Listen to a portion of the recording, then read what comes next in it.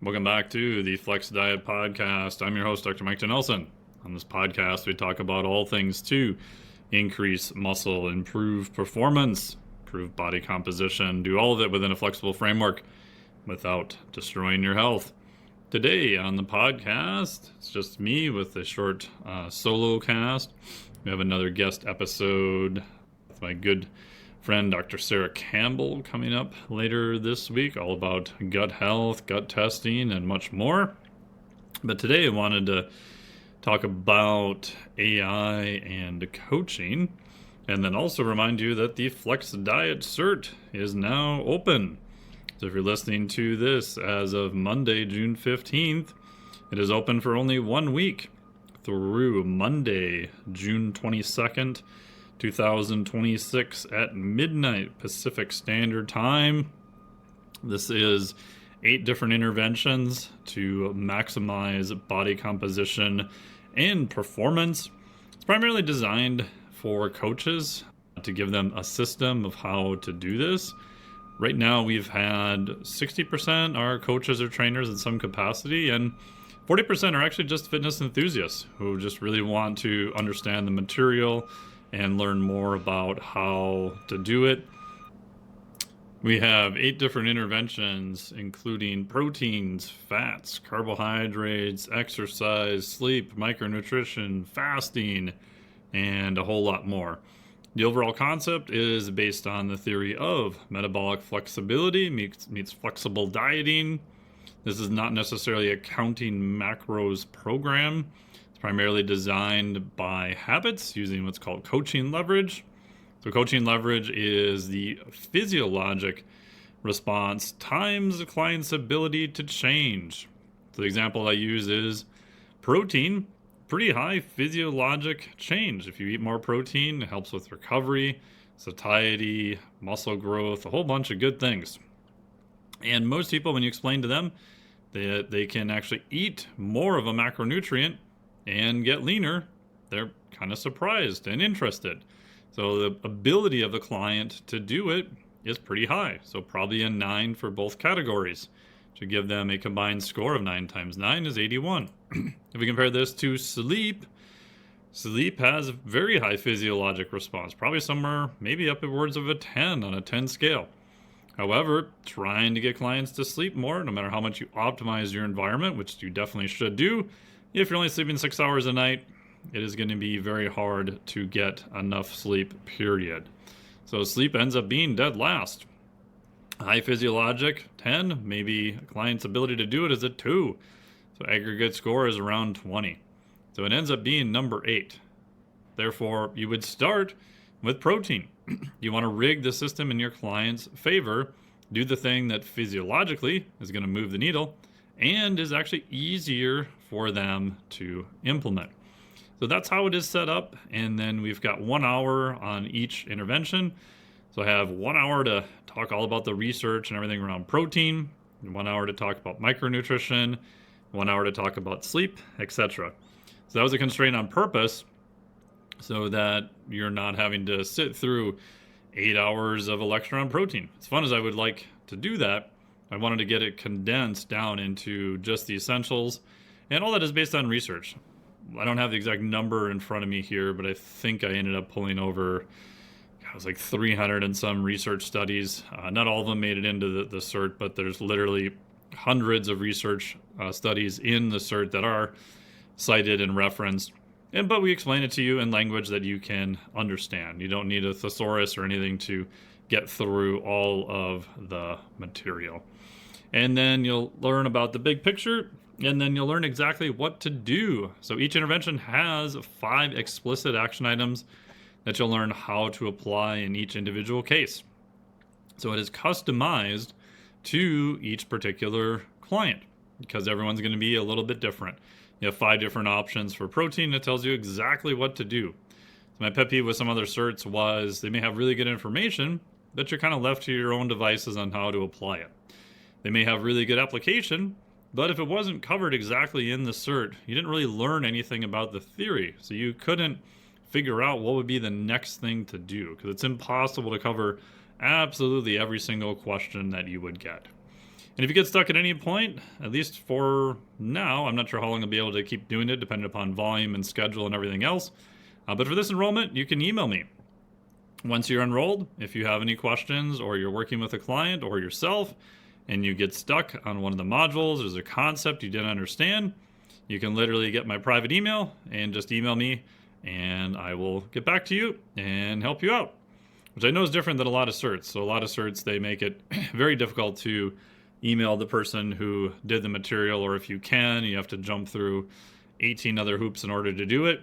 Once you enroll, you literally get my private email. It comes to my inbox, and I will answer you normally within 24 to 48 hours, unless it's a weekend or something like that. So that is the Flex Diet Cert, which is open until Monday, June 22nd at midnight Pacific Standard Time.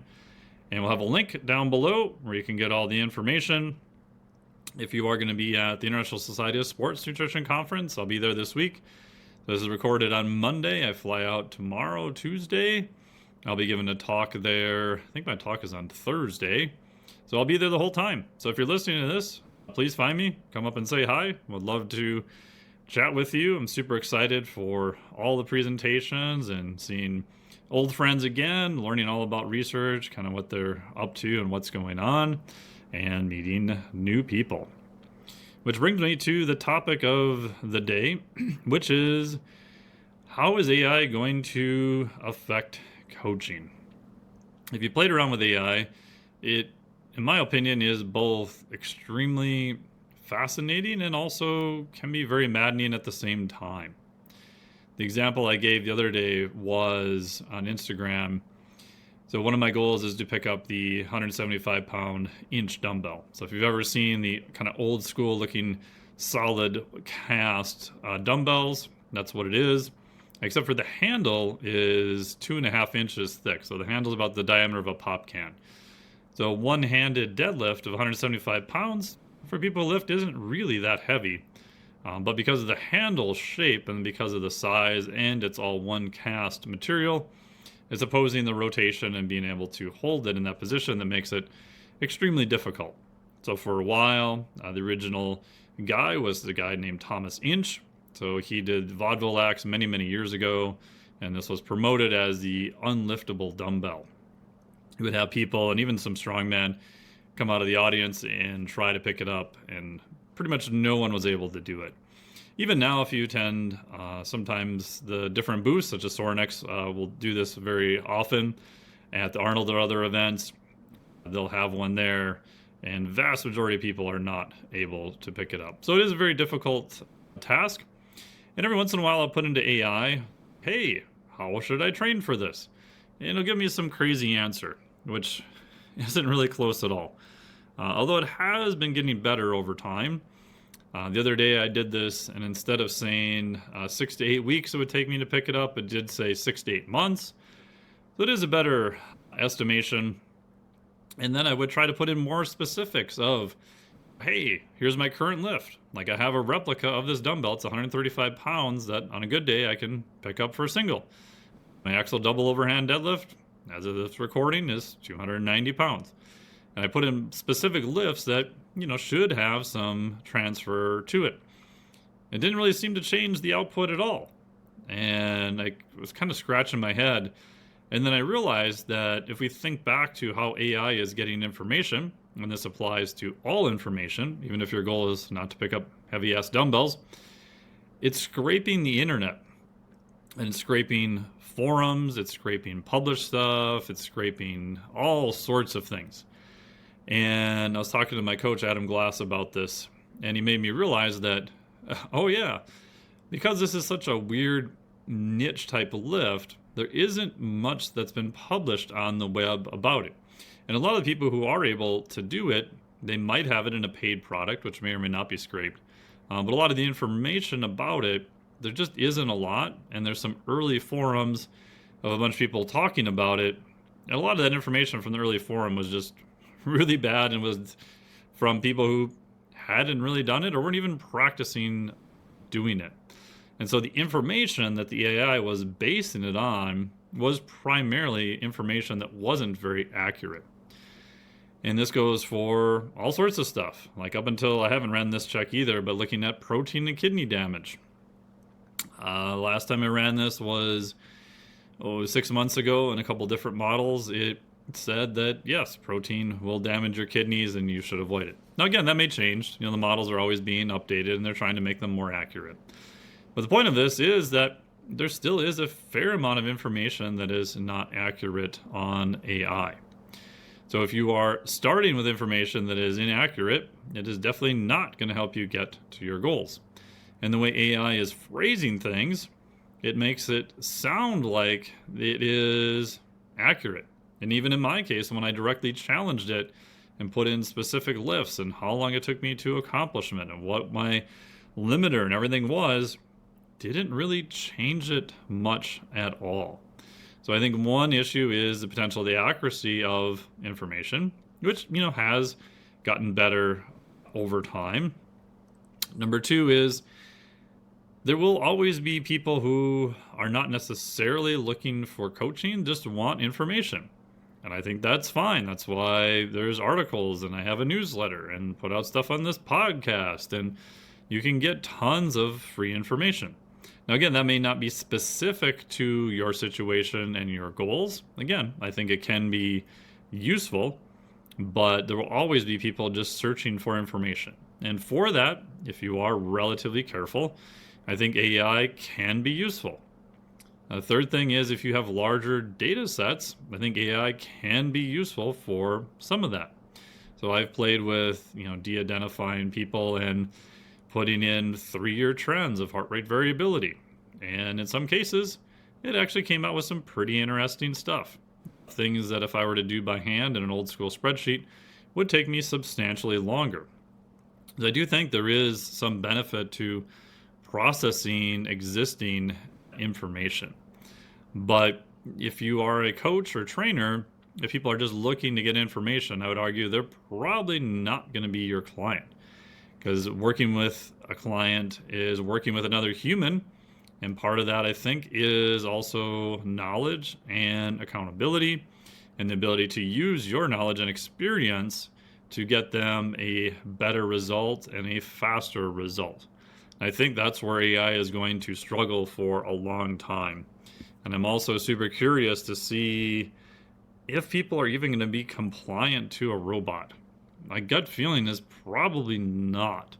There's definitely going to be programs that will try it, but I think at the end of the day, there's still going to be a market for paying another coach, paying them money, so you have skin in the game, to have them customize your training, your nutrition, your recovery, maybe your stress, lifestyle, sleep, blood work, etc. I think everything is moving more towards a complete solution, looking at you as a human organism from multiple different facets. I think the days of just writing a training program in nutrition are coming to an end. I think you definitely have to do that. You definitely have to be very good at doing that.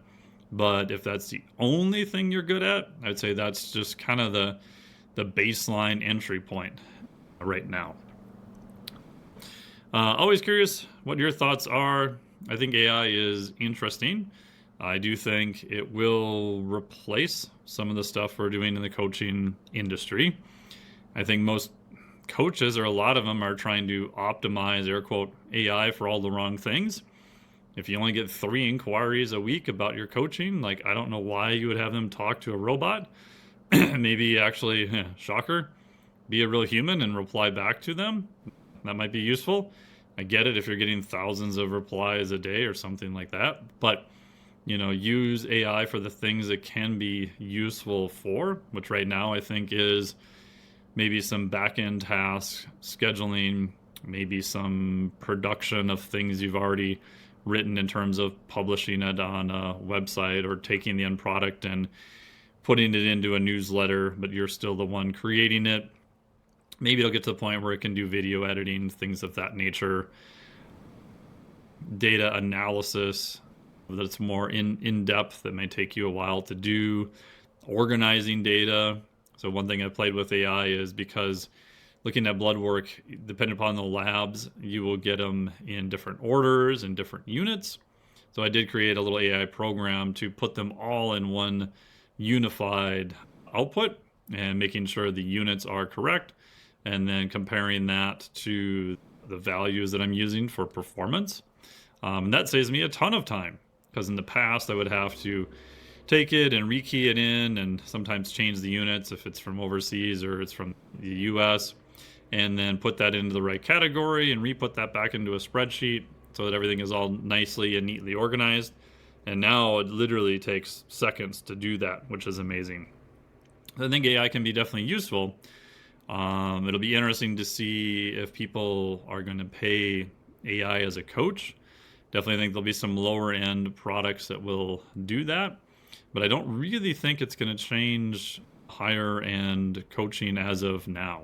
I think people are still going to want to know that there's another actual human on the other end of the spectrum that cares about them and is working to get them a better result. And part of that is going to be information, part of that is going to be problem solving, and then just also accountability by having skin in the game. So curious what your thoughts are on that. And then if you want to get better at your nutrition and recovery components, the Flex Diet Cert is now open. It'll be open through this coming Monday, February 22nd, 2026 at midnight Pacific Standard Time. We'll have a link down below. If you have any questions, you can reach out to me through the website or on Instagram. It's just at Dr. Mike T. Nelson. Website is miketnelson.com. You can hop onto the newsletter for free. Got a ton of information on the Flex Diet Cert going out this week over the newsletter. It's free to join. And as always, thank you so much for listening.